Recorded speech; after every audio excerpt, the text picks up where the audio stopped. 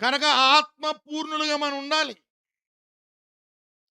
అందుకనే అక్కడ ఎఫెసీ పత్రికలో చెప్పింది, సంగీతములతోనూ ఆత్మ సంబంధమైన పద్యములతోనూ మాట్లాడుతున్న ఆ మాట చాలామంది సంగీతం అని పట్టుకుని కింద మీద పడిపోతూ ఉంటారు. కానీ అక్కడ మాట్లాడుతుంది ఆత్మ సంబంధమైన ఆరాధన విధానం. భౌతిక సంబంధమైన వాయిద్యాలు కాదు.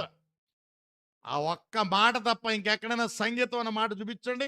నేను 11 వచనాలు చూపిస్తాను. కీర్తనలు పాడినటువంటి సందర్భాలు. యేసుక్రీస్తు ప్రభు తన శిష్యులతో పాటుగా ఒలీవ కొండకు వెళ్లారు. కీర్తనలు పాడుతూ వెళ్లారు. కొరింథీయులకు రాసిన పత్రిక మొదటి పత్రిక 14 అధ్యాయంలో ఆత్మతో పాడుదును, మనసుతో పాడుదును అని ఉంది అక్కడ. యాకోబు రాసిన పత్రికలో ఉంది 5వ అధ్యాయంలో.